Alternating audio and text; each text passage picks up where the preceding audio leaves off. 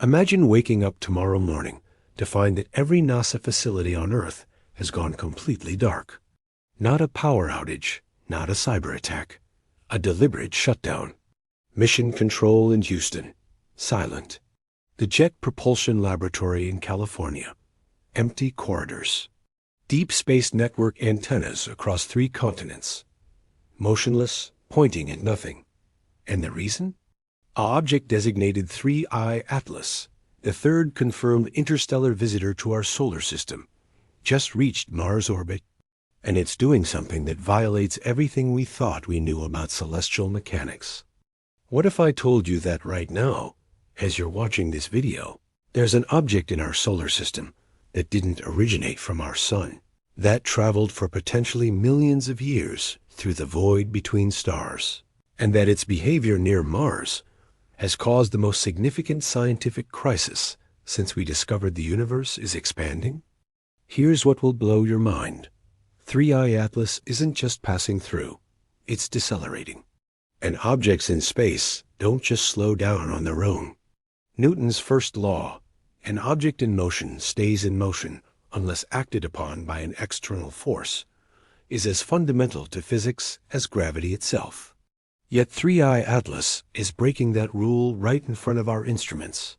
The implications are so profound, so potentially revolutionary, that NASA has apparently made the unprecedented decision to go into what insiders are calling assessment protocol, a complete operational pause to evaluate what this means for everything we think we understand about the universe. Over the next 3.5 hours, I'm going to take you on a journey that will fundamentally change how you see the cosmos, our place in it, and what might be waiting for us out there in the dark. We're going to explore the science of interstellar objects, the physics that govern them, the detection systems that found 3I Atlas, and why its behavior near Mars represents either the most significant natural phenomenon in modern astronomy or something else entirely. But before we dive into this mind-bending journey, I need you to do something. If you're ready to have your understanding of reality challenged, hit that like button right now. And subscribe, because what we're going to cover today is just the beginning of this unfolding story. Drop a comment telling me what country you're watching from and what time it is where you are. I want to know how far across this planet this information is spreading. Are you watching from New York at midnight? Tokyo at sunrise? London in the afternoon? This is a global moment, and I want to see our community spanning the entire world as we process this together. Let's start with the fundamentals, because to understand why 3I Atlas is so unprecedented, you need to understand what interstellar objects actually are and why they're so incredibly rare and important. For the entire history of astronomy, until 2017, every single object we'd ever observed in our solar system, every planet, moon, asteroid, comet, and grain of dust, originated here. They were born from the same primordial cloud of gas and dust that collapsed to form our sun 4.6 billion years ago. Everything in our solar system is family. We're all made of the same stuff, shaped by the same star. Then, on October 19, 2017, a telescope in Hawaii detected something extraordinary. The Pan-STARRS 1 telescope, specifically designed to scan the sky for potentially hazardous asteroids, picked up an object moving through the inner solar system. But this object was different. Astronomers Robert Warwick and Marco Micheli were the first to notice something strange about its trajectory. It wasn't orbiting the sun in an ellipse like every other asteroid or comet we'd ever seen. It was moving in a hyperbolic trajectory, meaning it was passing through our solar system from outside and would eventually leave again. They named it Oumuamua, which means scout or messenger in Hawaiian.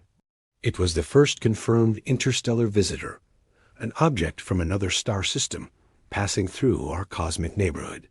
Think of it like this. Imagine you've lived your entire life in a small town where you know everyone in every family has lived there for generations. Then one day, a stranger walks down your main street. They're not staying. They're just passing through. but their mere presence tells you something profound. There's a whole world beyond your town, full of other people and other places. Oumuamua told us the galaxy is full of these wanderers, rogue objects ejected from other star systems, drifting through interstellar space. Based on Oumuamua's detection, astronomers calculated there might be trillions of these objects in the Milky Way at any given moment. But space is so vast, and they're so small and dark that actually detecting one as it passes through our tiny corner of the galaxy is extraordinarily difficult. The second confirmed interstellar visitor was detected in August 2019 by amateur astronomer Gennady Borisov using a telescope he built himself in Crimea.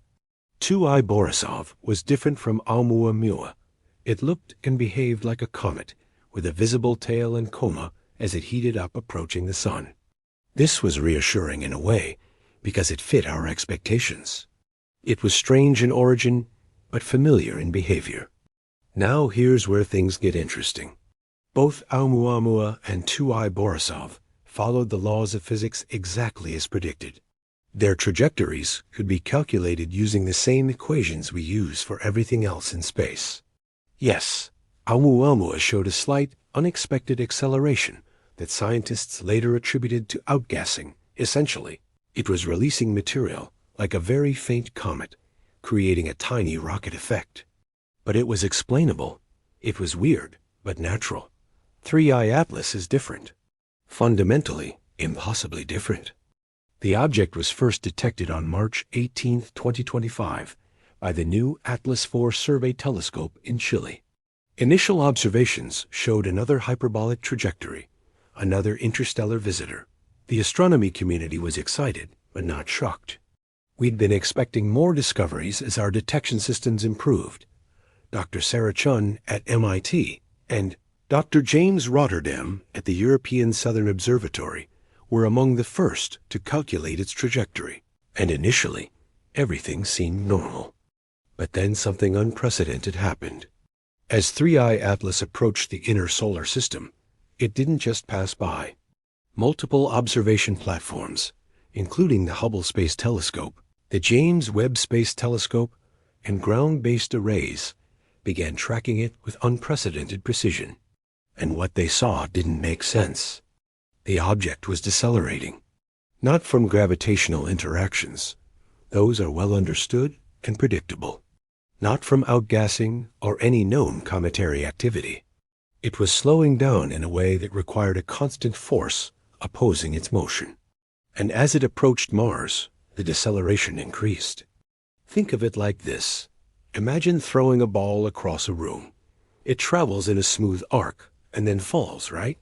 Now imagine the ball slows down mid-flight, stops completely just before hitting the opposite wall, and then hovers there. That's not how balls behave. That's not how anything behaves without an external force acting on it.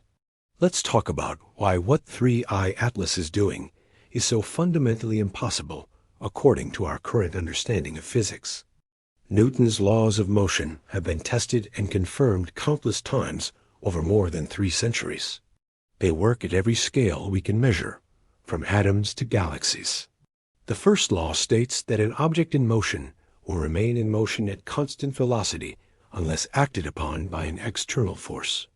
In the vacuum of space, there's essentially no friction, no air resistance, nothing to slow an object down. This is why space probes like Voyager 1 and 2, launched in 1977, are still traveling at roughly the same speed they achieved when they left Earth's gravity well. They're not slowing down. They'll keep moving forever unless they hit something. Here's what will blow your mind. When we calculate the trajectory of any object in space, we account for every possible force. Gravity from the sun, planets, and moons. We can calculate that precisely using equations developed by Newton and refined by Einstein. Solar radiation pressure. Photons from the sun actually push on objects, creating a tiny but measurable force. Solar wind, charged particles streaming from the sun. Gravitational perturbations from distant objects. Even general relativistic effects that curve space-time around massive bodies. Dr. Martin Vasquez at Caltech, one of the leading experts in orbital mechanics, spent 40 years calculating trajectories for everything from Mars rovers to interstellar probes. When he analyzed the data from 3I Atlas, he initially thought there was an error in the observations. "Objects don't do this," he said in a leaked audio recording from an internal NASA meeting. "I've calculated 10,000 trajectories in my career. I've never seen anything that requires an unexplained force of this magnitude." The deceleration of 3I Atlas is approximately 0.003 meters per second squared. That might sound tiny, but in the context of orbital mechanics, it's massive. To put it in perspective, that's enough force to alter its trajectory by thousands of kilometers over just a few days. And there's no known natural mechanism that can produce this effect. Let me give you an analogy that makes this clear. Think of space as a perfectly flat ice rink. There's no friction. If you push a hockey puck across the ice, it would keep sliding forever at the same speed unless it hits something. Now imagine the puck starts slowing down on its own, smoothly and continuously, without hitting anything or experiencing any resistance. That's what we're seeing with 3I Atlas. Scientists considered every possible explanation. Could it be outgassing like Oumuamua? No. Spectroscopic analysis shows no evidence of any material being released. No comet tail, no coma, no detectable gas or dust emission. Could it be interacting with the solar wind? No. The force required would need solar wind millions of times, stronger than what we measure. Could it be magnetic effects? No. There's no mechanism for a rogue space rock to generate the kind of magnetic field that would produce this deceleration. Could there be some exotic physics we don't understand? That's the question that has every physicist on Earth both terrified and excited.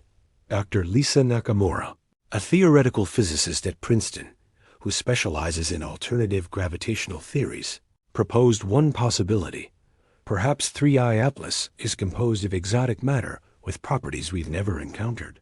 Some theories in physics predict the existence of matter that interacts with gravity in unusual ways, sometimes called negative mass in speculative discussions, though that terminology is imprecise. But here's the truly mind-bending part. The deceleration isn't random, it's controlled. The force is precisely calibrated to bring 3I Atlas to a stop relative to Mars. Not near Mars, in orbit around Mars, as if something or someone calculated exactly how much force to apply, when to apply it, and for how long. When 3I Atlas entered Mars orbit on October 20th, 2025, just 5 days ago from when this script was written, it achieved a stable, circular orbit at an altitude of approximately 500 kilometers above the Martian surface. The precision required to accomplish this is staggering. It's like throwing a dart from New York and hitting a bullseye in London, except the bullseye is moving at 24 kilometers per second, and you have to account for the gravity of dozens of celestial bodies along the way. This is when NASA initiated the shutdown protocol. What if I told you that NASA has contingency plans for almost everything? Asteroid impacts, solar superflares, loss of GPS satellites, even contact with extraterrestrial intelligence. The agency has been planning for extreme scenarios since its inception in 1958. But a shutdown? A complete operational pause across all facilities? That's not in the standard playbook? Let me walk you through what we know happened, piecing together information from multiple sources, including leaked internal communications, statements from scientists speaking anonymously, and public-facing changes that anyone could observe. On October 21, 2025, at approximately 3 o'clock UTC, NASA's public website went into maintenance mode. All social media accounts stopped posting. Live feeds from the International Space Station, normally available 24/7, went offline. The Deep Space Network, which communicates with interplanetary spacecraft, stopped publishing its tracking schedules. Dr. Amanda Foster, a former NASA engineer who worked on Mars missions for 15 years, described what happened next in a podcast interview. I started getting texts from former colleagues around 4 a.m. Eastern Time. People were being told to stop all non-essential operations. Not suspended, stopped. Complete halt. One friend told me they were in the middle of uploading commands to the Perseverance rover on Mars and were instructed to pause the upload and step away from their workstation. Think about what that means. NASA operates on extremely tight schedules. Every minute of communication time with distant spacecraft is planned months in advance. Rovers on Mars have carefully choreographed daily activities. The International Space Station requires constant monitoring and coordination. To stop everything simultaneously represents a crisis of unprecedented magnitude. Here's what will blow your mind. This isn't the first time something like this has almost happened. In 1967, the United States early warning systems detected what appeared to be Soviet jamming of military satellites. It was the height of the Cold War. The Air Force was minutes from declaring this an act of war. Then a young solar astronomer figured out what was really happening. The sun had produced a massive solar flare that was interfering with radio communications. The crisis was averted because one person understood the science and had the courage to speak up. But this situation is different. This isn't a misunderstanding or a technical glitch. Every major space agency on Earth, NASA, ESA, Roscosmos, CNSA, ISRO, has independently confirmed the observations of 3I Atlas. The data is solid. The object is really doing what we think it's doing. The official statement from NASA, released on October 22nd, was carefully worded. NASA is conducting a comprehensive assessment of recent astronomical observations to ensure data integrity and coordinate international scientific response. Normal operations will resume once this assessment is complete. Let me translate that for you. We've seen something that doesn't fit our understanding of physics, and we need to figure out what the hell is going on before we say anything publicly that might cause panic or spread misinformation. Dr. Jennifer Yao, an astrobiologist at NASA Ames Research Center, inadvertently revealed more in a now-deleted tweet. Sometimes the universe shows us something so unexpected that we have to recalibrate everything. Today is one of those days. The shutdown isn't about hiding information. It's about preventing chaos. Imagine if NASA immediately announced, there's an interstellar object in Mars orbit that appears to be using propulsion technology, and we have no idea where it came from or what it's doing. The global response would be immediate and potentially destabilizing. Stock markets would panic. Religious interpretations would explode across social media. Conspiracy theories would multiply faster than anyone could debunk them. So instead, NASA is doing what it's done before in moments of profound discovery, taking time to understand, to analyze, to consult with experts across disciplines, and to prepare a communication strategy that delivers truth without triggering global chaos. But here's the question that should terrify and excite you in equal measure. What are they discovering during the shutdown? What data are they analyzing right now that we haven't seen yet? What are the world's best scientists concluding about 3I Atlas? And most importantly, what happens when they break their silence and tell us what they've found? Before we go deeper into the technical analysis of 3I Atlas, I need you to understand something crucial. What we've covered so far is just the foundation. The real mind-bending implications are still ahead. We're about to explore how this object was detected in the first place, why Mars orbit is significant, and what the mathematical analysis tells us about where 3I Atlas came from. Hit that subscribe button if you haven't already, because this story is developing in real time, and you'll want to be notified when new information emerges. We're living through a potential turning point in human history, and you're here for it. Now, let's dive deeper. To understand why finding 3I Atlas was so remarkable, and why we almost missed it entirely, you need to understand how we detect interstellar objects in the first place. Space is incomprehensibly vast. Think of it like this. If you shrunk the solar system down so that the sun was the size of a basketball, Earth would be the size of a grain of sand orbiting 8 meters away. Jupiter would be a marble 40 meters away. And the edge of the solar system, the heliopause where the sun's influence ends, would be over a kilometer away. Now imagine trying to spot a pebble passing through this enormous space, moving at 26 kilometers per second, against the backdrop of billions of stars. That's the challenge astronomers face. The ATLAS survey, Asteroid Terrestrial Impact Last Alert System, was originally designed to find potentially hazardous asteroids that might threaten Earth. The system uses 4 telescopes strategically positioned around the globe to scan the entire visible sky every night. Each telescope can image a section of sky the size of 50 full moons in a single exposure. Dr. Larry Deneau at the University of Hawaii, one of the principal investigators for ATLAS, designed the system's detection algorithm. Here's how it works. The telescopes take multiple images of the same patch of sky over several hours. Software compares these images, looking for anything that moved. Most things that move are asteroids, satellites, or cosmic rays hitting the detector. But occasionally, something moves in a way that doesn't fit the expected patterns. On March 18, 2025, ATLAS II in Chile captured 4 images of a section of sky near the constellation Cetus. In those images, something moved.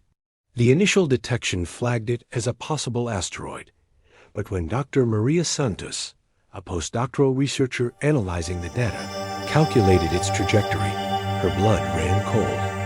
"I ran the calculation 3 times thinking I made an error," she later told colleagues.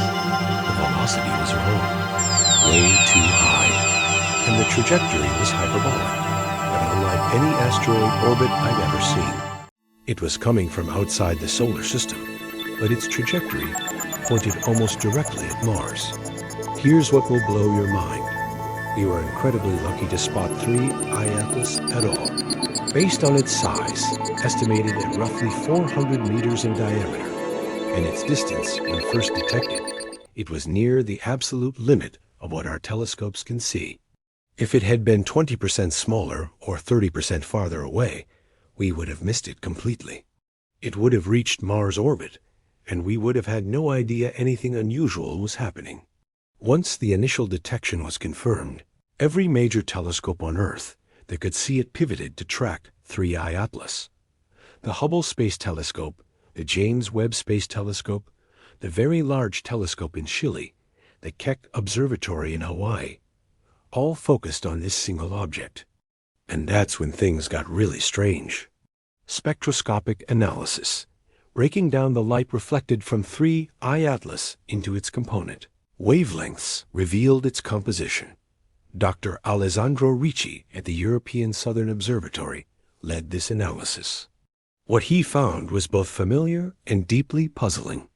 The surface appears to be primarily carbonaceous, rich in carbon compounds, similar to a type of asteroid called carbonaceous chondrites.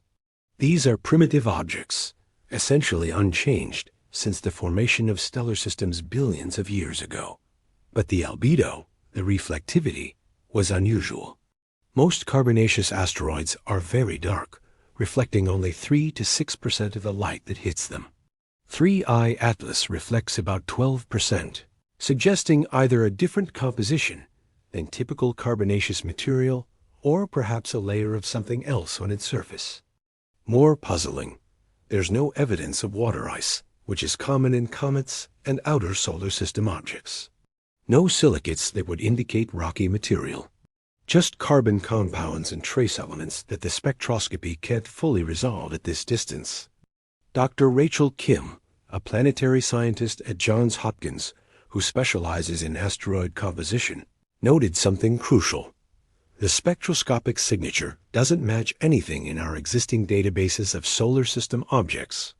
It's close to carbonaceous chondrites, but there are absorption lines, specific wavelengths where the material absorbs light that we can't identify.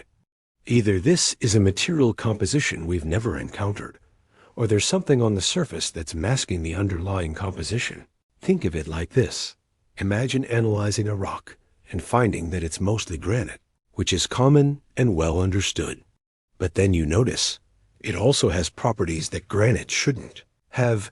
It absorbs certain colors of light in ways that granite never does. That would suggest either it's not actually granite, or there's something mixed in with the granite that you can't identify. The size estimate of 400 meters comes from brightness measurements combined with assumptions about albedo.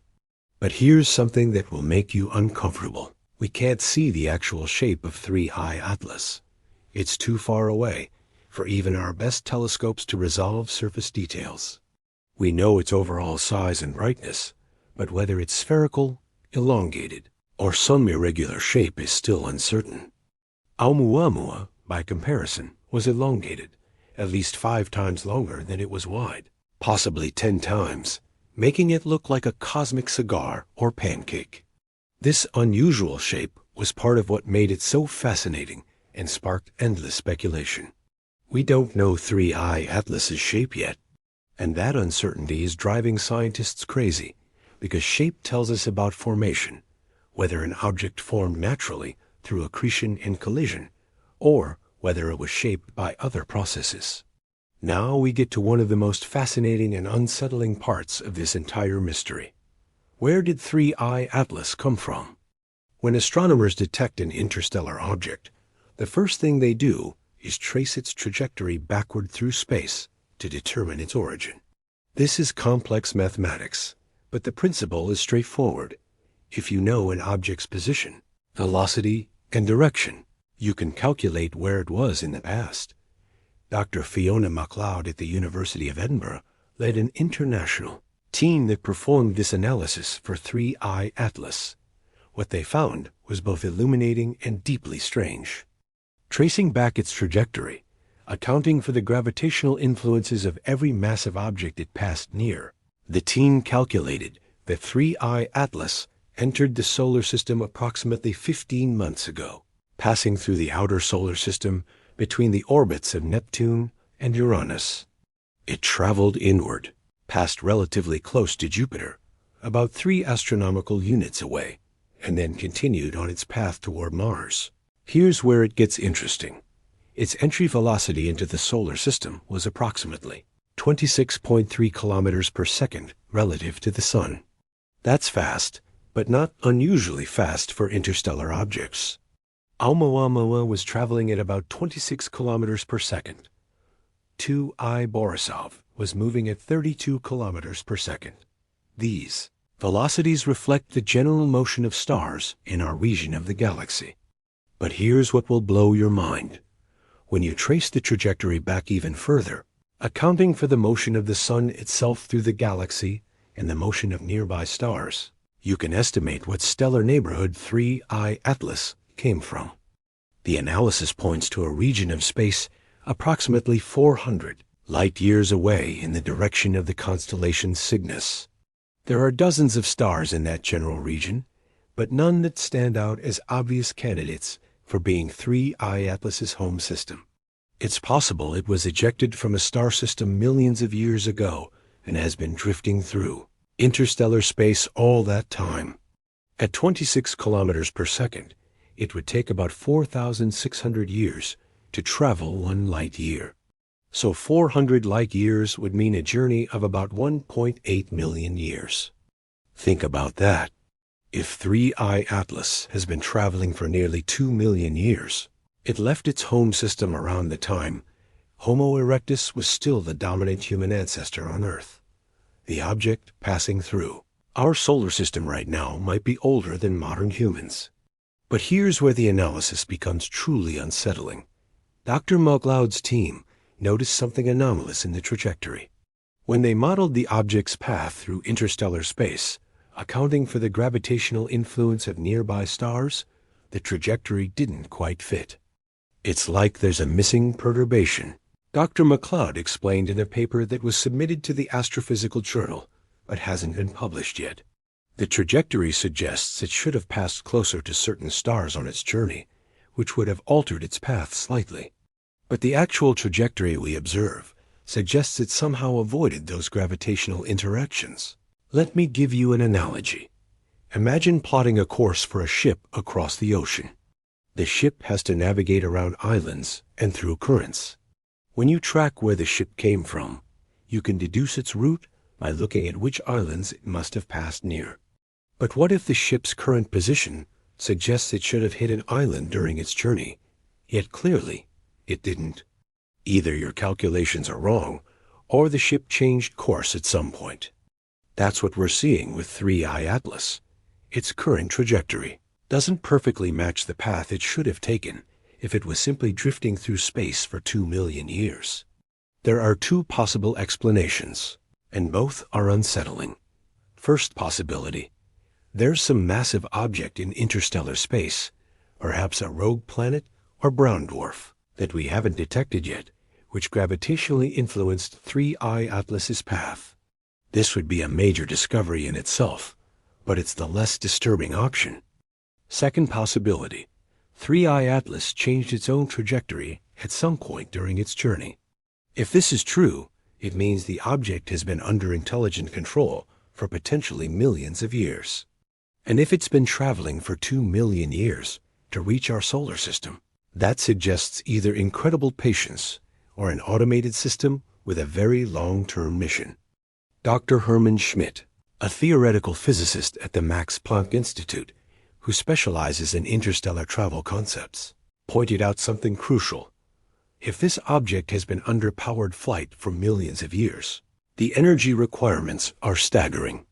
Even with the most efficient propulsion systems we can imagine, fusion rockets, antimatter drives, photon sails, maintaining thrust for that duration would require an energy source we can barely conceptualize. Unless ... He paused in his recorded lecture before continuing. Unless it's not under continuous thrust.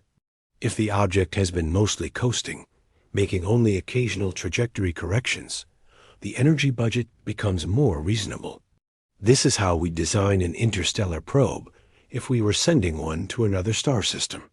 Long periods of drift, with short burns to adjust the course. Think about the implications of that. If 3I Atlas is artificial, it's using exactly the kind of trajectory profile that human engineers would design for an interstellar mission. It's efficient. It's practical. It's what you do if you wanted to visit another star system, but didn't have unlimited energy. And it's coming to Mars. Here's a question that should keep you up at night. Of all the destinations in our solar system, why Mars? Mars is the fourth planet from the Sun, about half the diameter of Earth, with a thin carbon dioxide atmosphere and a cold, dusty surface marked by ancient river valleys and massive volcanoes. It's the planet we've explored most thoroughly after Earth. We have 5 active rovers and landers on its surface right now, plus 3 orbiters constantly mapping and studying it. If 3I Atlas is an interstellar probe, and I want to be clear, this is speculation, not confirmed, then choosing Mars' orbit as a destination would be a deliberate decision. Let's explore what makes Mars special and why an advanced civilization might be interested in it. Dr. Robert Zubrin, aerospace engineer and founder of the Mars Society, has spent 40 years studying Mars and advocating for human exploration. He points out that Mars is unique in our solar system for several reasons. First, Mars is potentially habitable.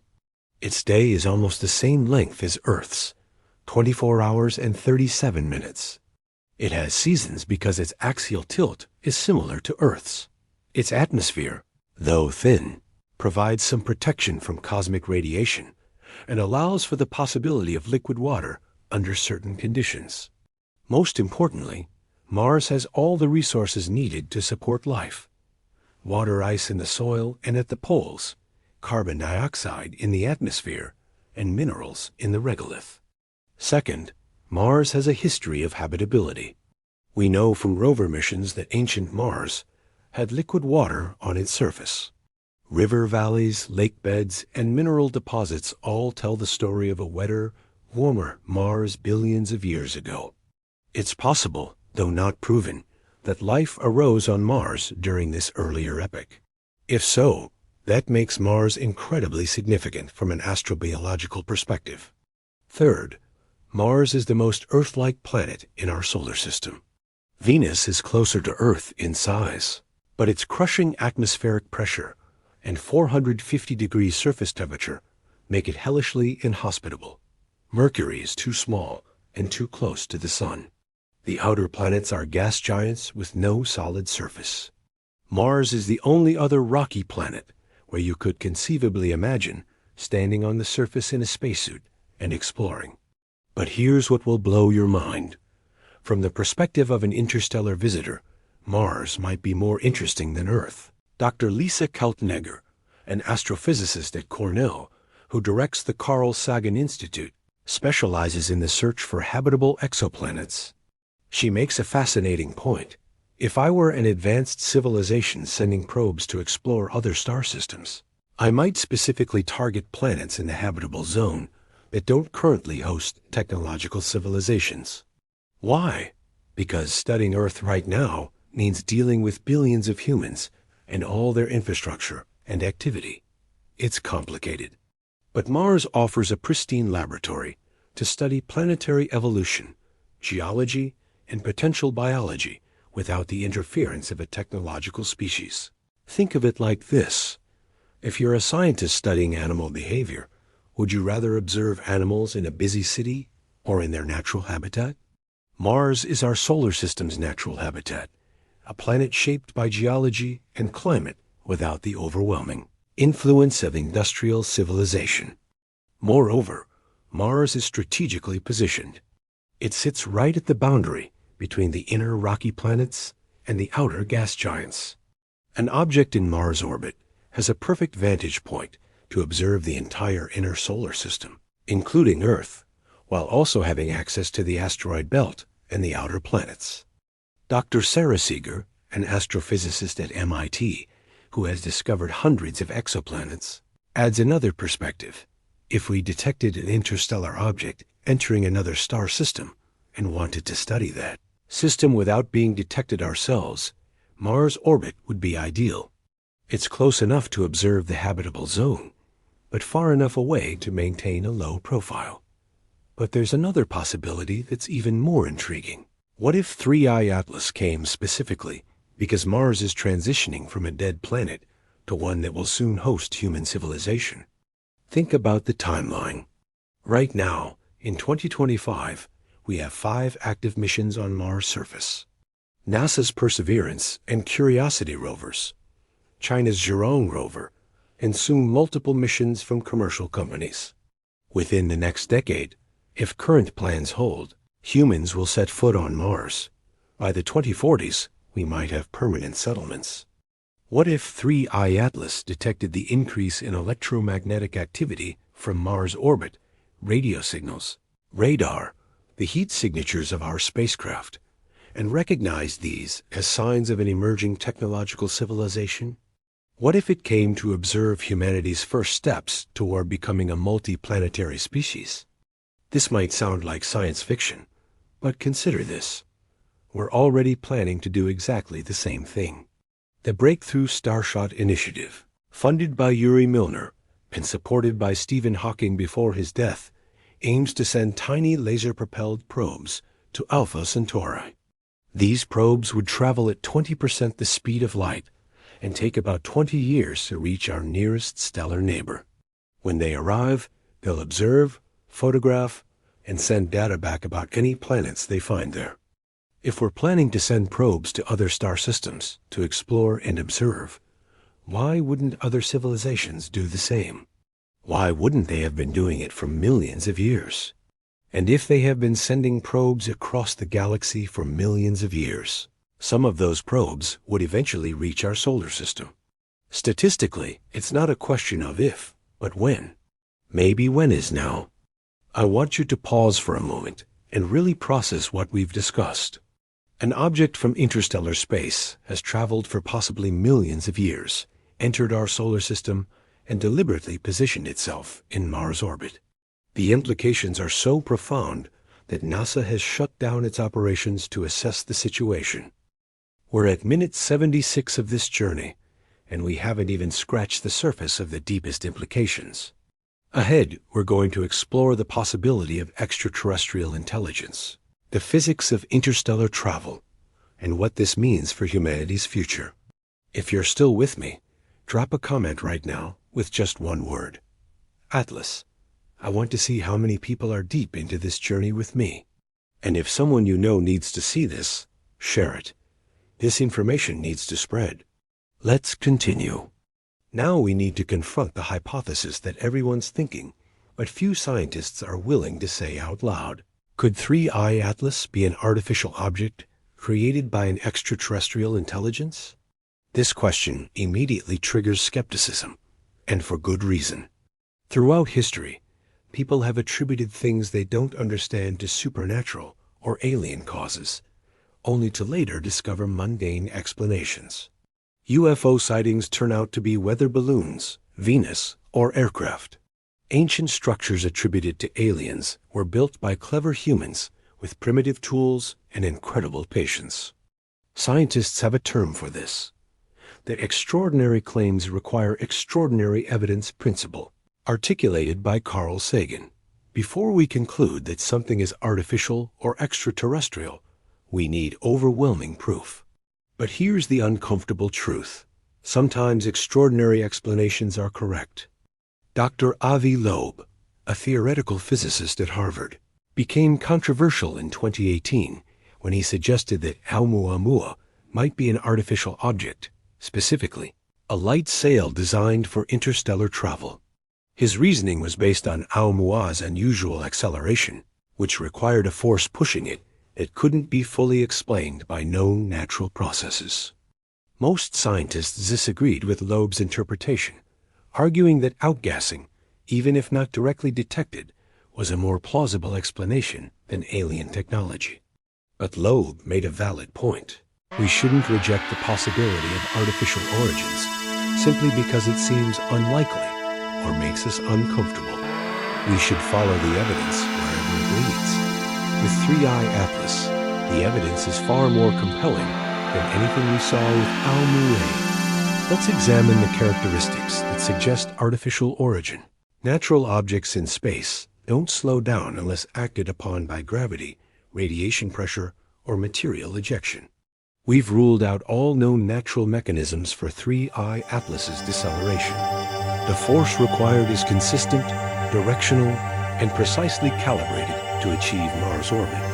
Dr. Kevin Ham, a planetary scientist at JPL, ran simulations showing that the deceleration profile perfectly matches what you'd expect from a constant thrust propulsion system.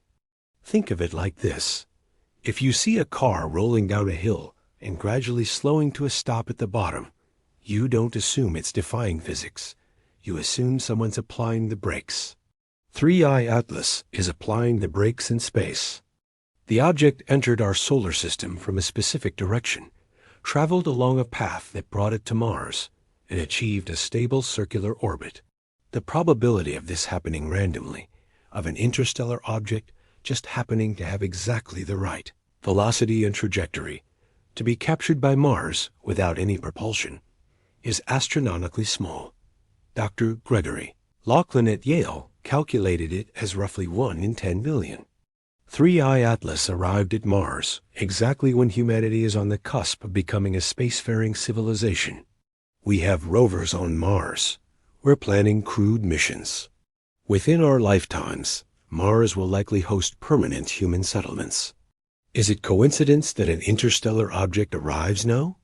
Dr. Jill Tarter, former director of the Center for SETI Research, points out, if you're a civilization interested in detecting and studying emerging technological species, you'd want to arrive during the critical transition period, when they're moving from single planet to multi-planet status. That's when species are most vulnerable and most interesting. That's when first contact would be most significant. Here's something that's both reassuring and unnerving. 3I Atlas isn't broadcasting. Every radio telescope on Earth has been pointed at it since it entered Mars orbit. We're detecting nothing. No radio signals, no unusual electromagnetic emissions, no attempts at communication. It's just ... there. Watching? Waiting? Or perhaps simply dormant after millions of years of travel. This silence is actually consistent with how we might design an interstellar probe. Broadcasting constantly would waste energy. If the purpose is observation, you'd want to be as unobtrusive as possible. You'd watch, record, and potentially transmit data back to your home system using tightly focused communications that wouldn't be easily detected by the civilization you're observing. But here's what will blow your mind. The absence of signals doesn't mean the object isn't communicating. It could be using methods we can't detect: quantum entanglement for instantaneous communication, neutrino beams that pass through matter, or forms of physics we haven't discovered yet. Or it could be storing data to transmit later. Or it could have already transmitted everything it learned during its approach, and we simply weren't looking in the right way at the right time. Dr. Frank Drake, who created the famous Drake equation for estimating the number of communicating civilizations in the galaxy, spent 60 years searching for extraterrestrial intelligence. Before his death in 2022, he noted something profound. We've been searching for deliberate messages, radio broadcasts meant for us to detect. But what if most of what's out there isn't trying to be found? What if the galaxy is full of probes like Voyager, sent to explore and observe, not to announce themselves? The Fermi paradox asks, if the universe is so vast and old, where is everybody?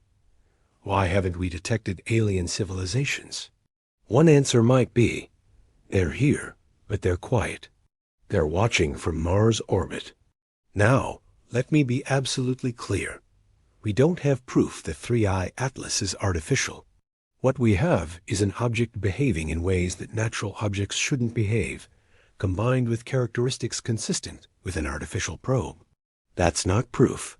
It's compelling evidence that demands serious investigation. The scientific community is split on this question. A recent survey of astronomers and planetary scientists conducted by Nature found that 23% believe 3-eye atlas is likely artificial, 41% think it's probably natural but unexplained, and 36% say there isn't enough data yet to form a conclusion. What's remarkable is that nearly a quarter of surveyed scientists are willing to entertain the extraterrestrial hypothesis. 5 years ago, that number would have been close to 0. Something has shifted in the scientific community's willingness to consider possibilities that previously seemed too speculative. Dr. Seth Shostak, senior astronomer at the SETI Institute, summarizes the current thinking. If 3-eye atlas turns out to be natural, it will revolutionize our understanding of physics and force us to revise fundamental theories. If it's artificial, it will be the most important discovery in human history. Either way, we're witnessing something extraordinary. Let's talk about what it would actually take to send an object from one star system to another. Because if 3-eye atlas is artificial, understanding the engineering and physics involved tells us something profound about whoever built it. Interstellar space is unimaginably vast. The nearest star to our Sun, Proxima Centauri, is 4.24 light-years away. That means light, the fastest thing in the universe, takes 4.24 years to travel that distance. Light travels at 300,000 kilometers per second. Even at that incredible speed, the distances between stars are measured in years. Our fastest spacecraft, Voyager 1, is currently moving at about 17 kilometers per second relative to the Sun. At that speed, it would take roughly 75,000 years to reach Proxima Centauri. And Voyager is leaving the solar system by accident. It used gravity assists from Jupiter and Saturn to achieve its velocity, not with the intention of reaching another star. If you want to send something to another star in a reasonable time frame, say thousands of years instead of hundreds of thousands, you need to go much faster. And that requires energy. Enormous amounts of energy. Dr. Robert Forward, a physicist who spent his career designing theoretical interstellar spacecraft, calculated that accelerating even a small probe to 10%, the speed of light, would require energy equivalent to the entire United States annual energy consumption. And that's just for a tiny probe weighing a few kilograms. 3I Atlas, at 400 meters in diameter, is vastly larger. Let me give you an analogy. Imagine trying to throw a baseball to the moon. The amount of force required is beyond anything a human arm can generate. You'd need a cannon or a rocket. Now imagine throwing that baseball to another galaxy. The scale of difficulty increases by a factor that's hard to comprehend. That's the challenge of interstellar travel. So how might an advanced civilization solve this problem? Option 1. Fusion propulsion. Fusion, combining atomic nuclei to release energy, the same process that powers stars, is theoretically possible with our current understanding of physics. A fusion rocket would be far more efficient than chemical rockets, providing much more energy per unit of fuel. Dr. Kelvin Long leads Project Icarus, a theoretical design study for an interstellar spacecraft. His team calculated that a fusion-powered probe could reach nearby stars in 50 to 100 years. The spacecraft would need to carry deuterium and helium-3 as fuel, accelerate continuously for the first half of the journey, then decelerate for the second half. Here's what will blow your mind. This is actually achievable with physics we understand. It's engineering that's beyond our current capabilities, but it doesn't require any exotic physics or unknown principles. A civilization a few centuries more advanced than us could build this. If 3I Atlas is using fusion propulsion, the deceleration we're observing would consume enormous amounts of fuel. But if the object has been traveling for millions of years, it might have accumulated fuel along the way, scooping up hydrogen from the interstellar medium using massive electromagnetic fields. This concept, called a Bussard ramjet, was proposed by physicist Robert Bussard in 1960. Option 2. Light sails. Instead of carrying fuel, a spacecraft could be pushed by light itself. A light sail, an enormous ultra-thin reflective surface, would be accelerated by photons from a laser or from stars along its route. The Breakthrough Starshot Initiative plans to use this exact method. A tiny spacecraft with a sail would be accelerated to 20% light speed by a massive Earth-based laser array. The advantage: no fuel needed. The disadvantage: you can only accelerate, not decelerate, unless there's another laser at your destination to slow you down. Could 3I Atlas be using a light sail?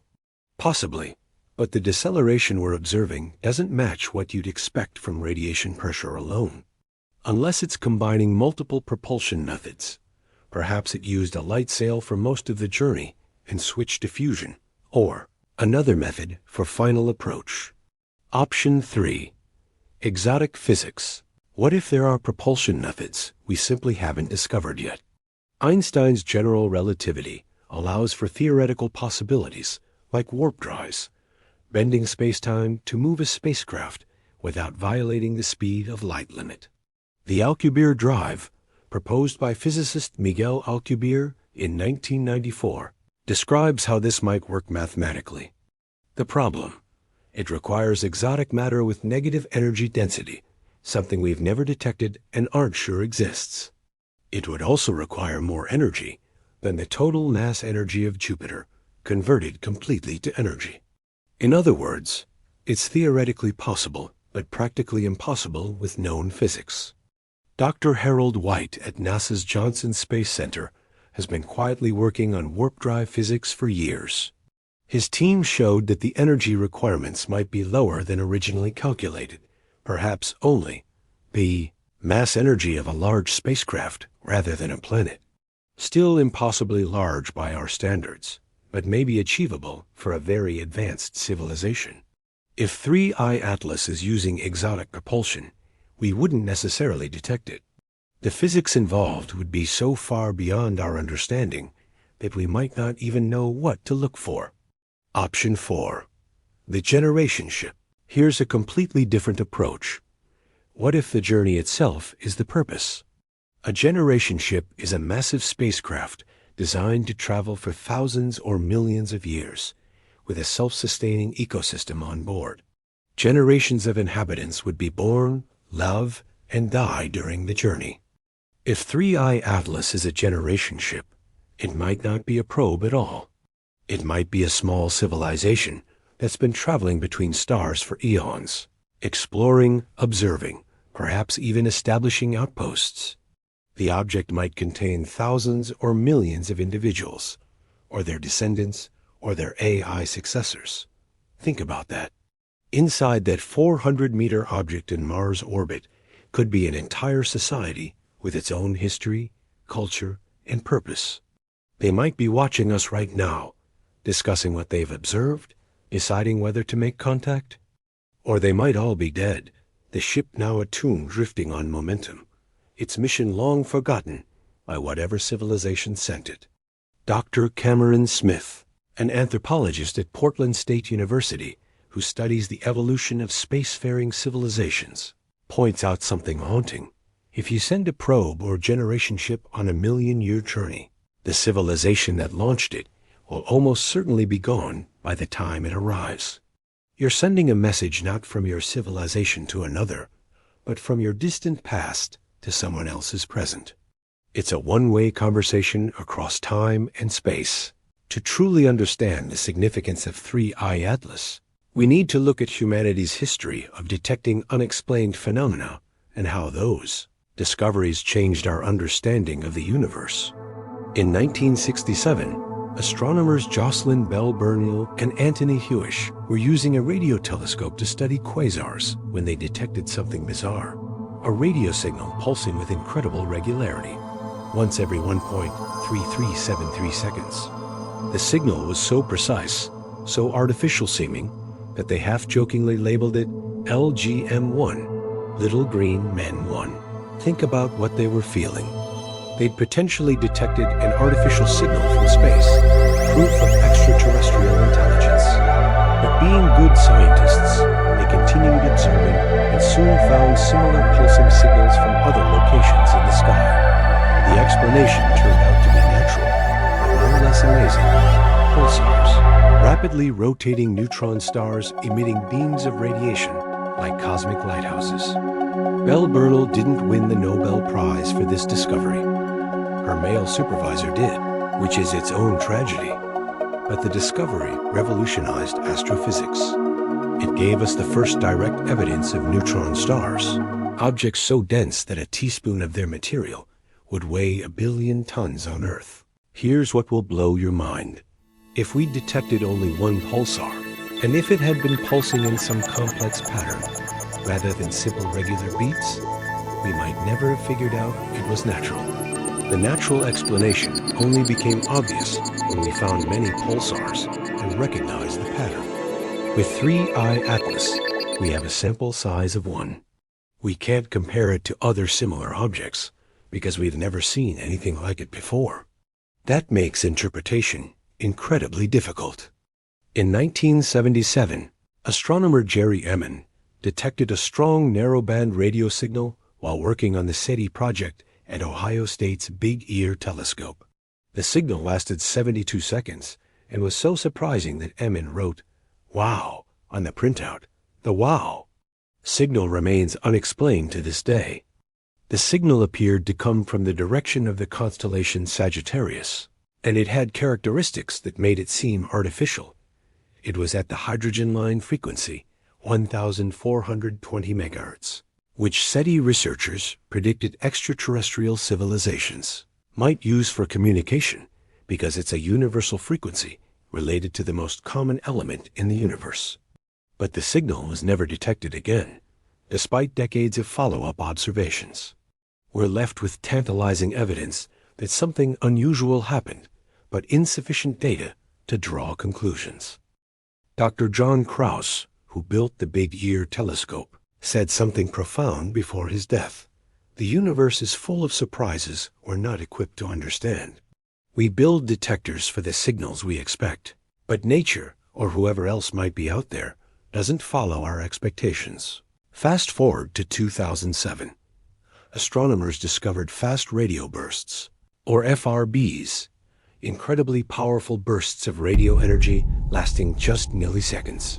When the first one was discovered by Duncan Lorimer and his student David Narkovic, it was so anomalous that many scientists suspected it was instrument error or terrestrial interference. But more FRBs were detected. Hundreds now.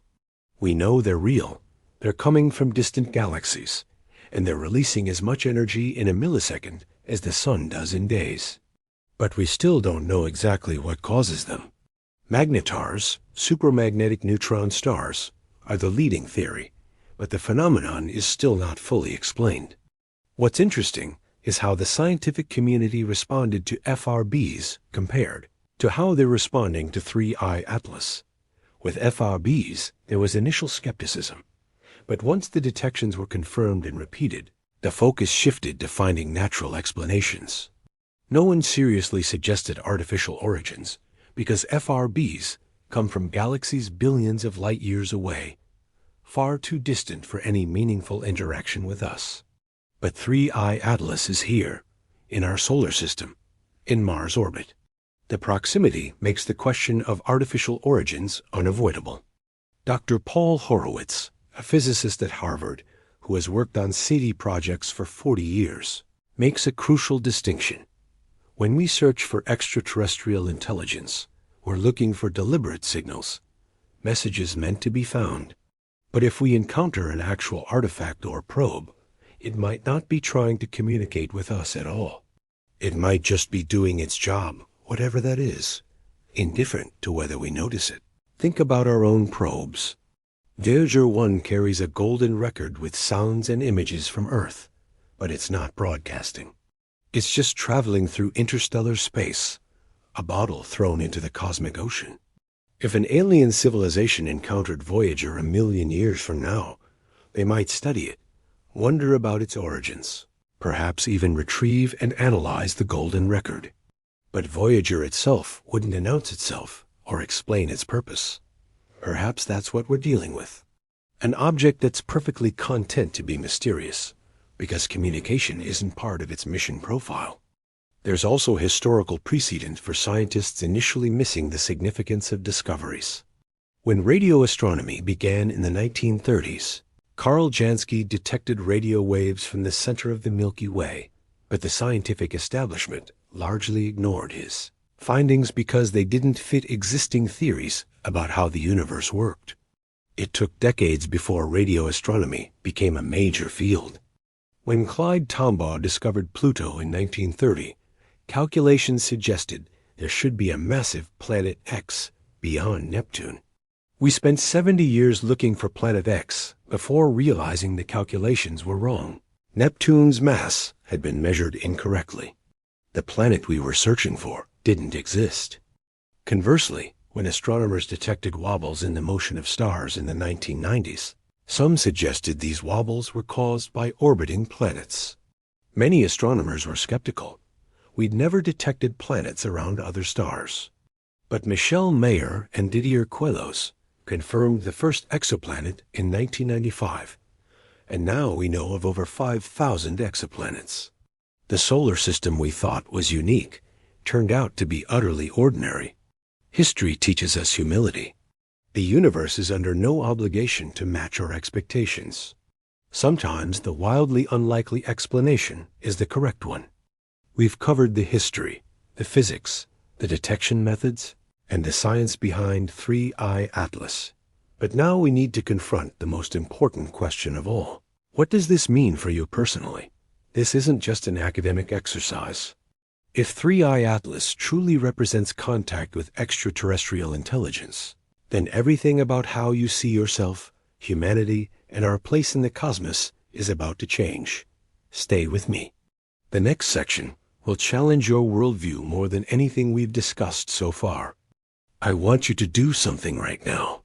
Stop thinking about 3I Atlas as an abstract scientific phenomenon and start thinking about what it means for you personally, for your life, for everything you believe about humanity's place in the universe.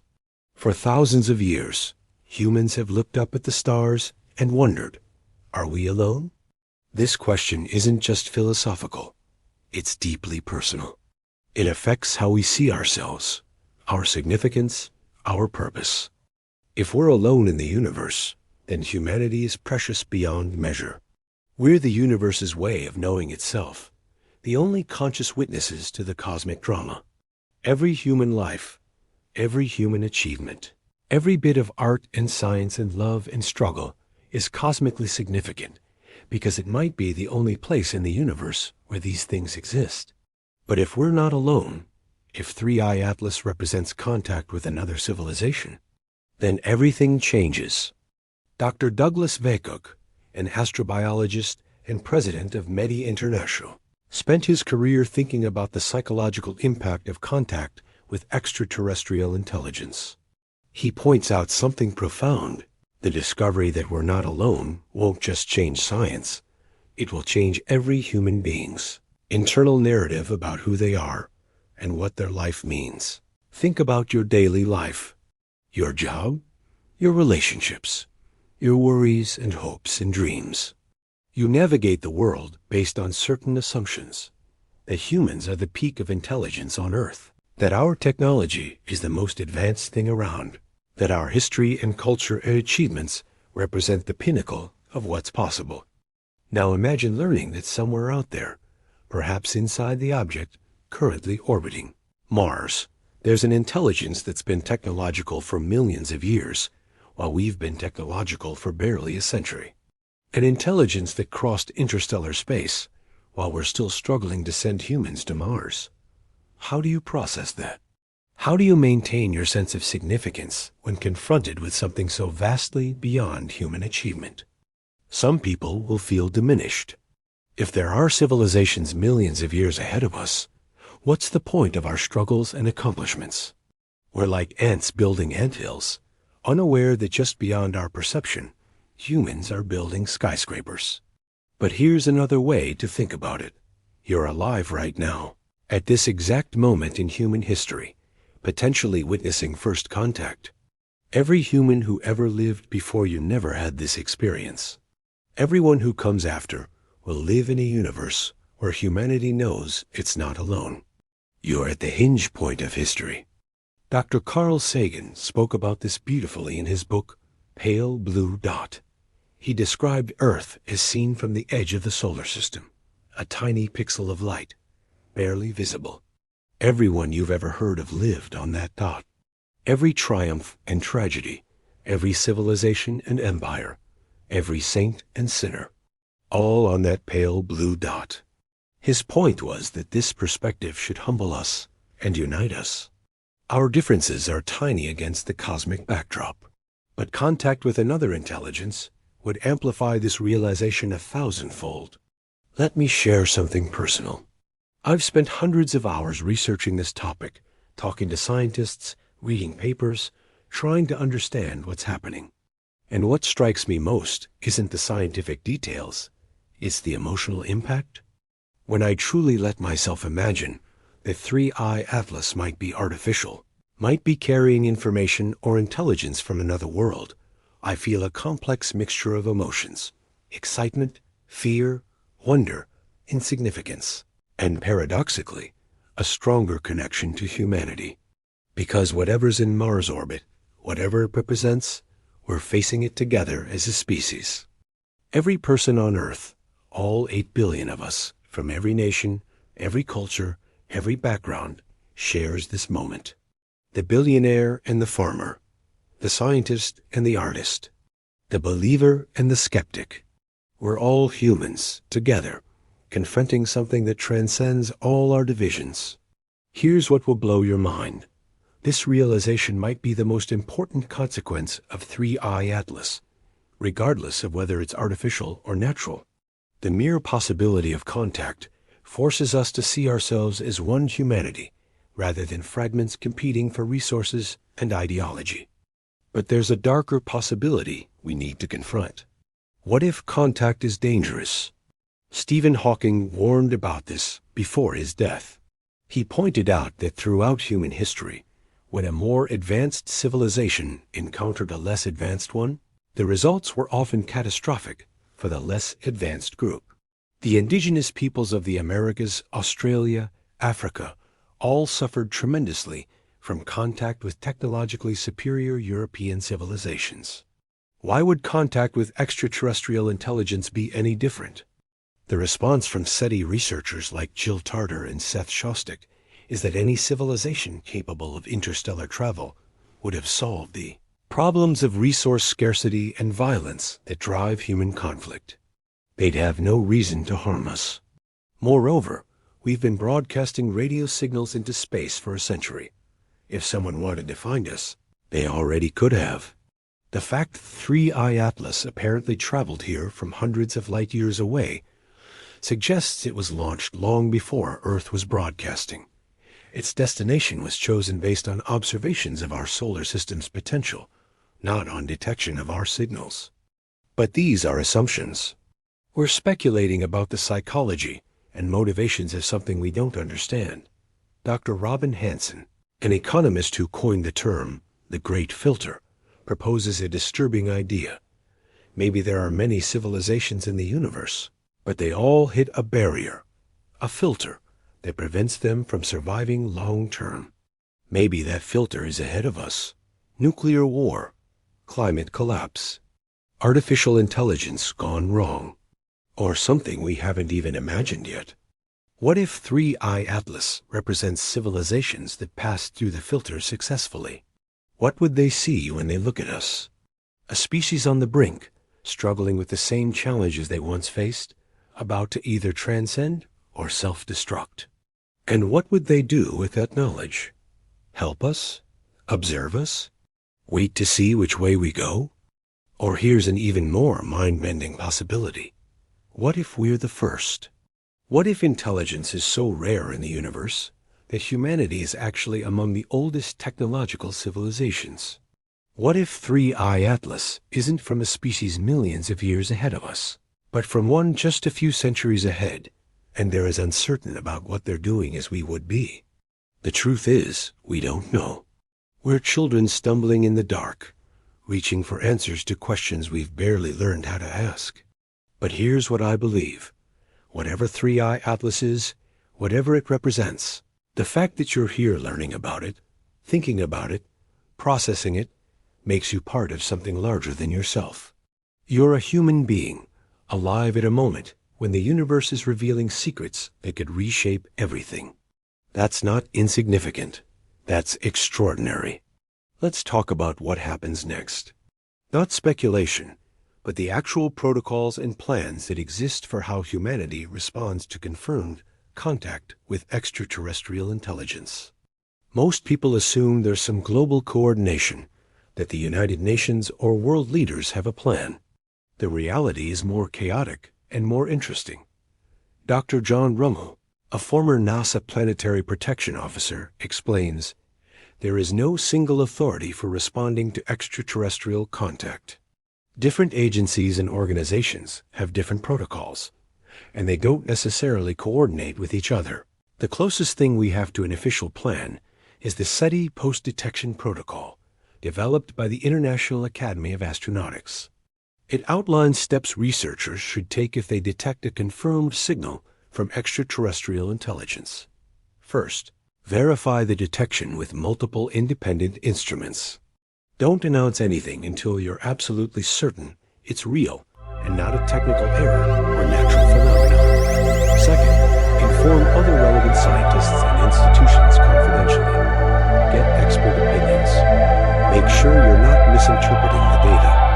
Third, inform national authorities and the UN Secretary General. Fourth, and this is fascinating, the protocol says, no response to a signal or other evidence of extraterrestrial intelligence should be sent until appropriate international consultations have taken place. In other words, even if we detect something, we're not supposed to respond immediately. We're supposed to discuss it as a species first. But here's the problem. 3I Atlas didn't send us a radio signal. It showed up in physical form. It's not waiting for our response. It's already here. The traditional SETI protocols don't quite apply. Dr. Michael Michaud, author of Contact with Alien Civilizations, points out something crucial. The protocols were designed for a scenario where we detect a distant signal. We'd have time to analyze it, discuss it, and decide how to respond. But a physical object in our solar system creates a different situation. It demands an immediate scientific response, and it raises questions the protocols don't address. What questions? Like, should we attempt to send a signal to 3I Atlas? Should we send a spacecraft to investigate it up close? Should we try to communicate? Or would that be too risky? Who gets to make these decisions?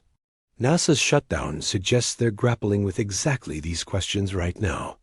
Behind closed doors, the world's best scientists and policymakers are probably having the most important conversation in human history. But here's what will blow your mind.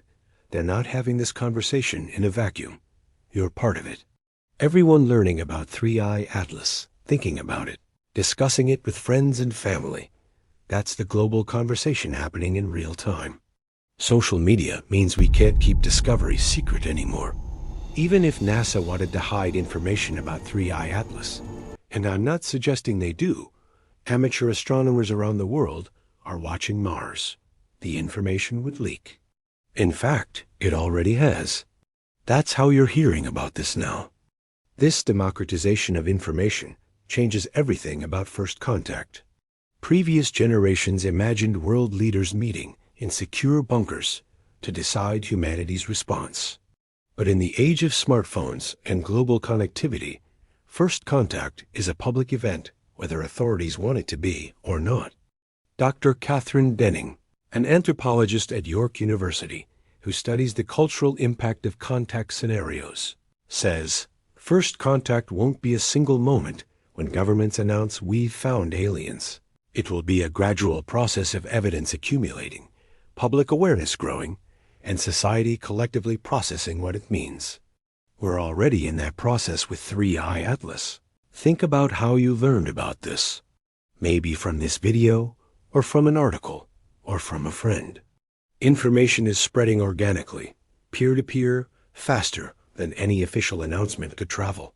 We're figuring this out together as a species, but there are risks to this approach. Misinformation spreads just as fast as real information. People might panic unnecessarily or dismiss legitimate evidence as a hoax. Conspiracy theories will multiply. Bad actors might try to use fear about 3I Atlas to manipulate people politically or financially. That's why scientific literacy has never been more important. Your ability to think critically, to evaluate evidence, to distinguish between speculation and fact, these skills are what will allow humanity to navigate this moment successfully. Let me give you a framework for thinking about 3I Atlas that balances openness to possibilities with scientific rigor. Level 1. Confirmed facts. An object designated 3I Atlas entered our solar system from interstellar space. It exhibited unexplained deceleration approaching Mars. It achieved a stable orbit around Mars.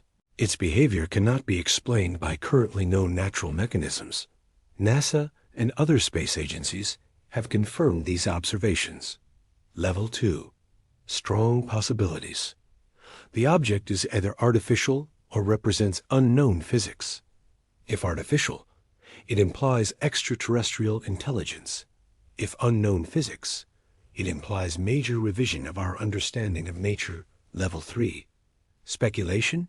What the object's purpose might be, whether it's observing Earth or interested in Mars. Specifically, whether it's occupied or automated. What civilization might have built it? What happens next? You should have high confidence in Level 1, moderate confidence in Level 2, depending on new evidence, and recognize Level 3 as interesting but uncertain. Dr. Neil deGrasse Tyson emphasizes this point. The difference between a scientist and a pseudoscientist is that a scientist can update their beliefs based on new evidence. Stay curious, but demand evidence. Be open to possibilities, but skeptical of certainty. So, what actually happens next? In the near term, days to weeks, we'll likely see NASA and other agencies break their silence with a joint statement. They'll present the observational data, acknowledge the anomalies, and probably announce an international scientific effort to study 3I Atlas more closely. In the medium term, weeks to months, expect proposals for missions to 3I Atlas, sending a spacecraft to investigate up close. It would take months to reach Mars orbit, even with our fastest rockets, but it's technologically feasible. The question is whether there's international agreement to do it. In the long term, months to years, we might attempt communication. Radio signals sent to 3I Atlas, perhaps even physical approaches. But this is where it gets ethically complex. Do we have the right to potentially disturb or provoke something we don't understand? And through all of this, life goes on. You still have to go to work, pay bills, maintain relationships. The challenge of living through a potentially historical moment is that everyday life doesn't pause. You're simultaneously dealing with the cosmic and the mundane. But maybe that's the point. Maybe the lesson of 3I Atlas, whether it's artificial or natural, is that the universe is vast and mysterious and full of wonders, and yet your life, your choices, your connections with other people still matter. Maybe more than ever. Now let's zoom out and think about what 3I Atlas means for humanity's long-term future, regardless of what it turns out to be.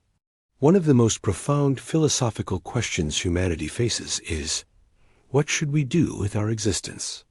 We're conscious beings capable of understanding the universe, creating meaning, and making choices about our collective future. But what should those choices be? For most of human history, these questions were answered by survival.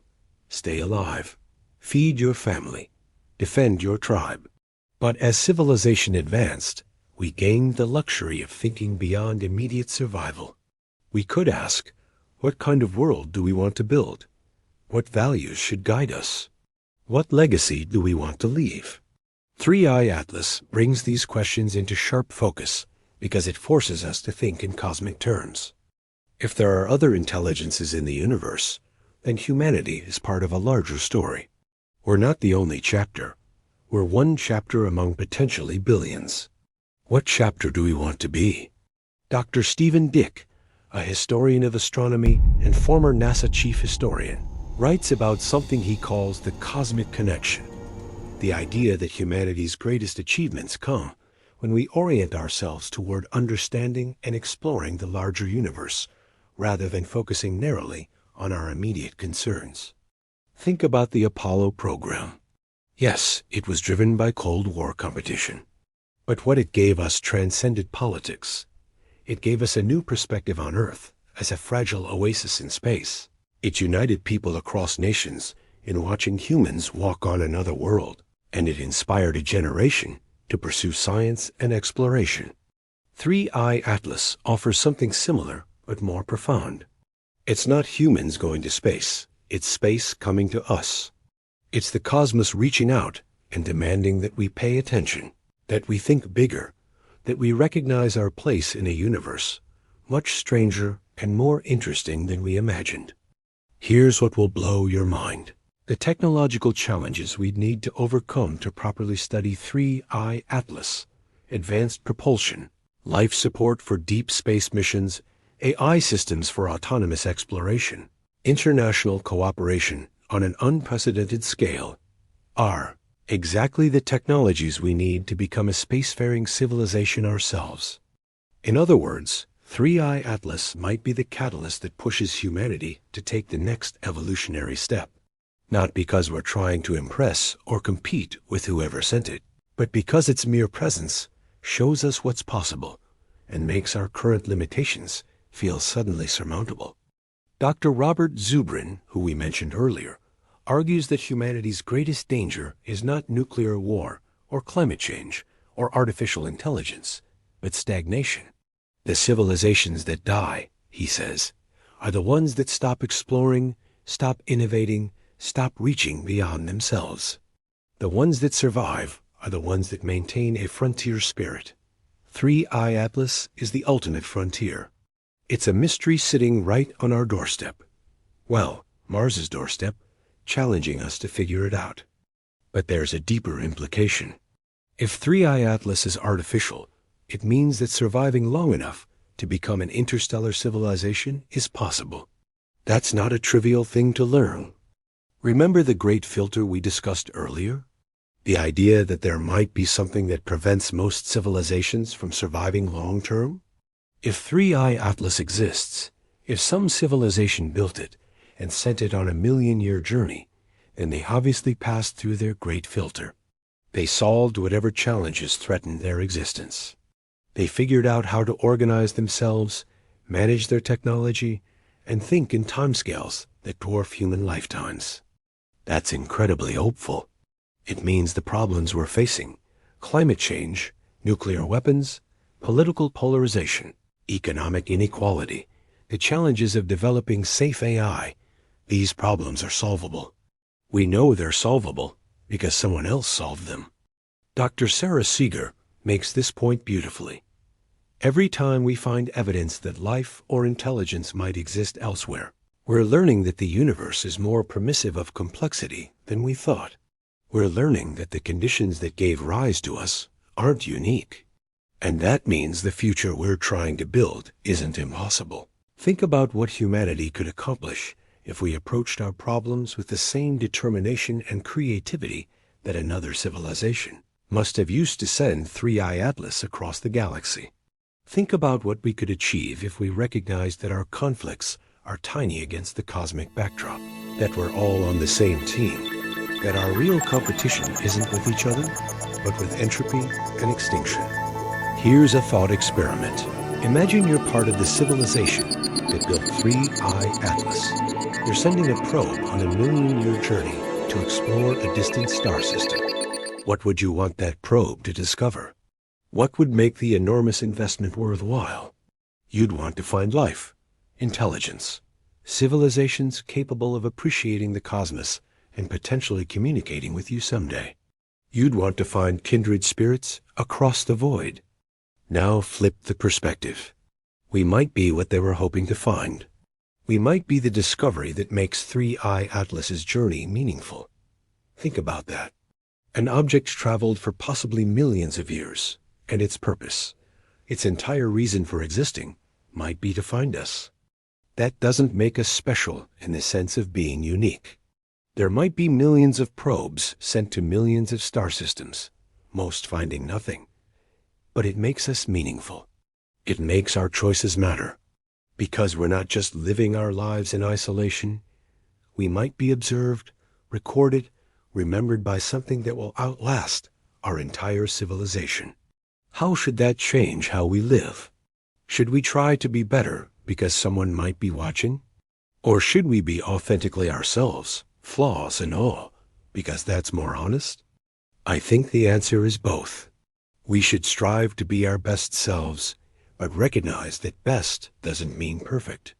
It means curious, courageous, creative, compassionate. It means facing our problems honestly, rather than pretending they don't exist. It means building a civilization we'd be proud to explain to the universe. Dr. Frank White, author of The Overview Effect, interviewed dozens of astronauts about how seeing Earth from space changed their perspective.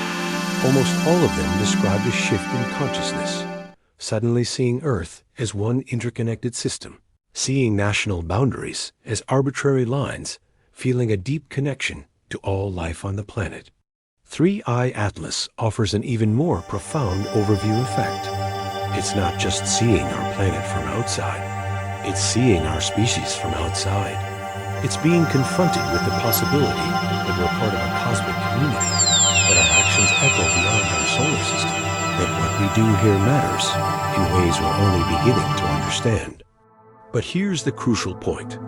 Whether 3I Atlas is artificial or natural doesn't actually change what we should do. Either way, we've learned that the universe is strange and surprising. Either way, we're called to be curious, to explore, to understand.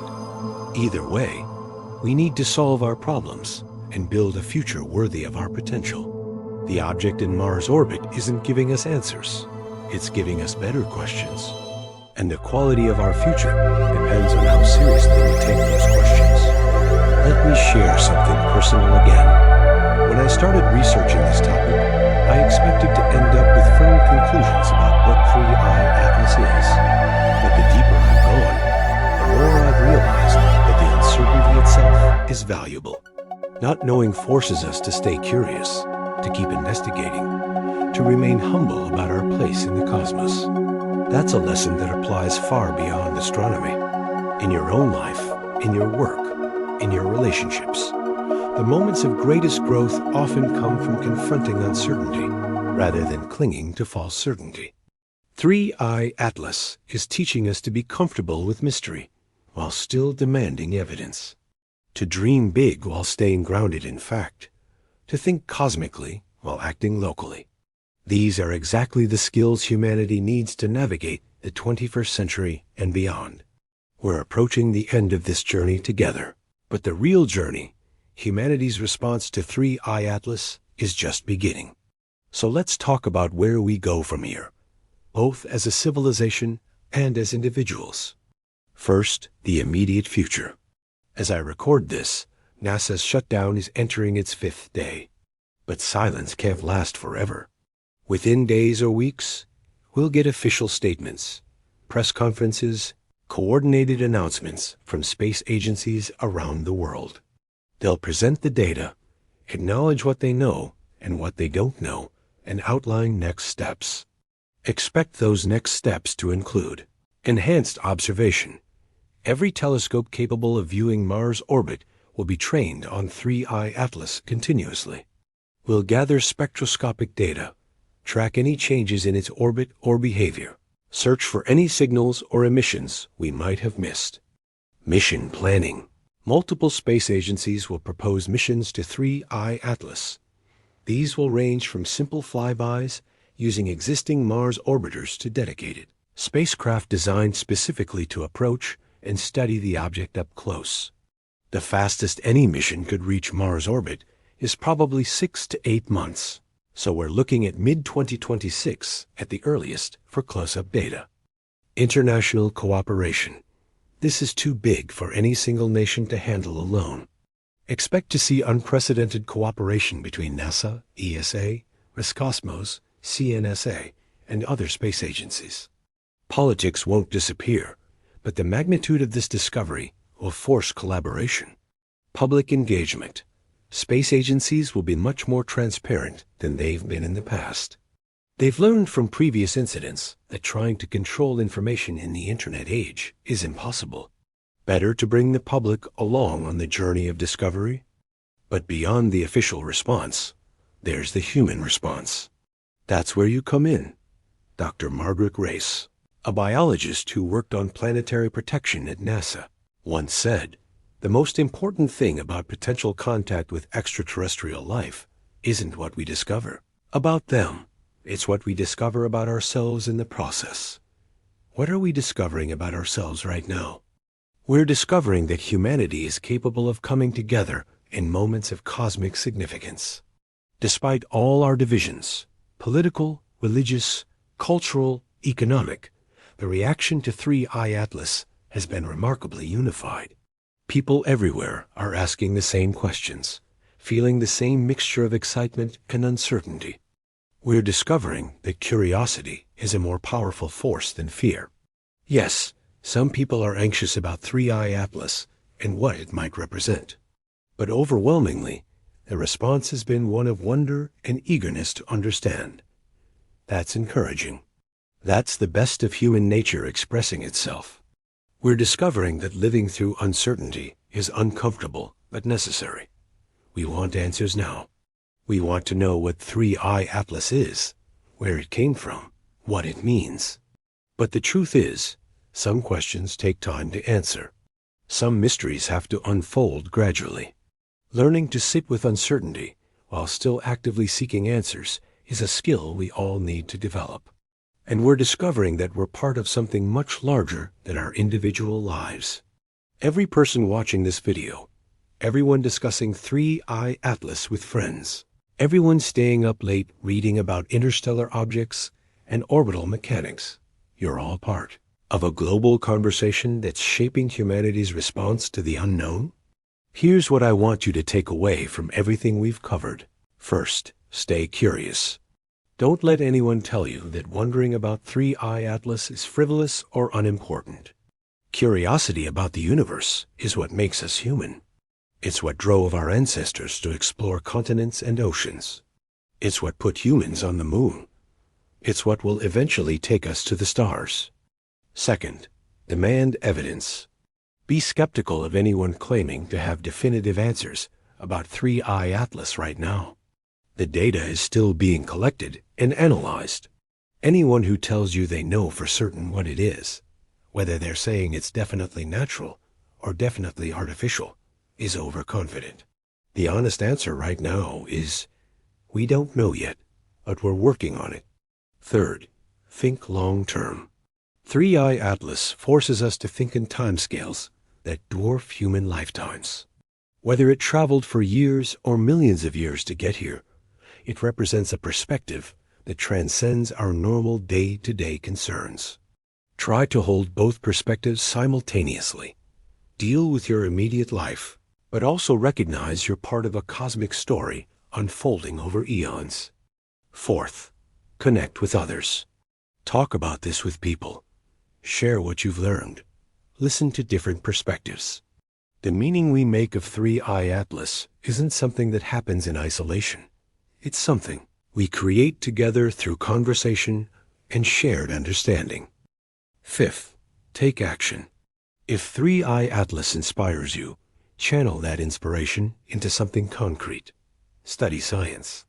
Support space exploration. Work on solving Earth's problems so humanity can survive to see what comes next. Vote for leaders who value scientific research and international cooperation. Teach young people to be curious about the cosmos. Every action that moves humanity toward a more thoughtful, curious, exploratory future is a response to 3I Atlas. Dr. Carl Sagan ended his book Pale Blue Dot with a beautiful passage about how the cosmic perspective should inform how we treat each other and our planet. He wrote, "There is perhaps no better demonstration of the folly of human conceits than this distant image of our tiny world. To me, it underscores our responsibility to deal more kindly with one another, and to preserve and cherish the pale blue dot, the only home we've ever known." 3I Atlas adds another dimension to that wisdom. Not only are we tiny against the cosmos, but we might not be alone in it. Other minds might be out there, might be here, might be watching. How do we want to appear to them? More importantly, how do we want to appear to ourselves? I believe that a century from now, people will look back at this moment, late October 2025, when 3I Atlas arrived in Mars orbit, as a turning point. Not because of what the object turned out to be, though that matters, but because of how humanity responded, because we chose curiosity over fear, because we came together instead of fragmenting, because we recognized that some questions are too important and too interesting to leave to authorities. Everyone gets to participate in figuring out what it means. The universe just got stranger and more wonderful. An object from between the stars is orbiting Mars, behaving in ways we can't fully explain. NASA shut down to assess the implications. And you're here, learning about it, thinking about it, becoming part of the story.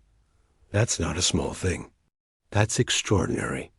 Whatever 3I Atlas turns out to be, artificial probe or natural wonder, ancient messenger or contemporary mystery, it's already accomplished something remarkable. It's reminded humanity that we live in a universe full of surprises, that reality is stranger than we imagined, and that the biggest questions we can ask aren't abstract philosophy. They're happening right now, right here, in our solar system, waiting for us to find answers. The shutdown will end. NASA will speak. More data will come. Missions will launch.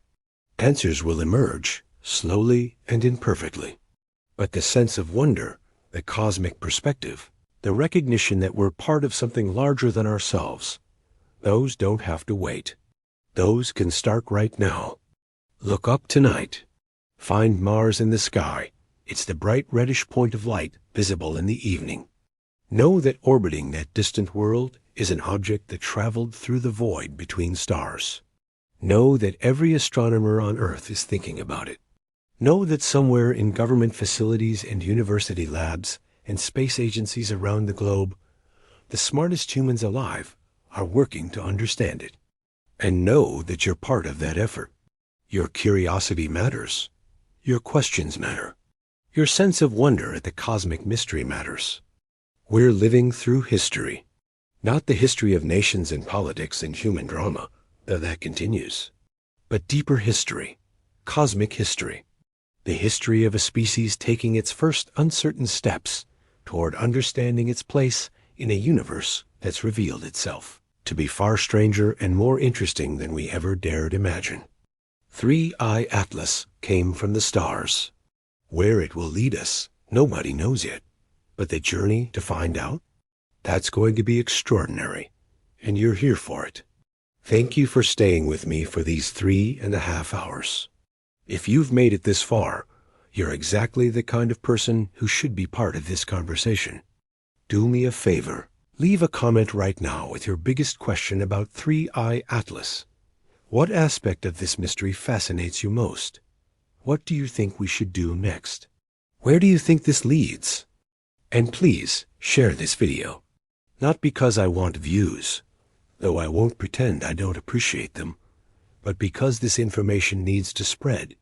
Every person who understands what's happening, who thinks critically about it, who adds their perspective to the conversation, makes humanity's collective response better. Subscribe to this channel because this story is just beginning. As new information emerges, I'll be here analyzing it, explaining it, helping make sense of it. We're in this together. Finally, I want to acknowledge something. I don't have all the answers. Nobody does. What I've presented here is the best understanding I could compile from hundreds of sources, dozens of interviews with scientists, and months of research. But I might be wrong about some details. Science is a process, not a destination. We update our understanding as new evidence emerges. If you're a scientist or researcher working on anything related to 3I Atlas, please reach out. I want to get this right. I want to represent the science accurately. And I want to help bridge the gap between specialist knowledge and public understanding. To everyone else, stay curious, stay critical, stay engaged. The universe just showed us something astonishing. How we respond will define what kind of species we are and what kind of future we build. The stars have always been there, distant and unreachable. But now, something from the stars has reached us, and nothing will ever be quite the same. Thank you for taking this journey with me. Now let's see where it leads.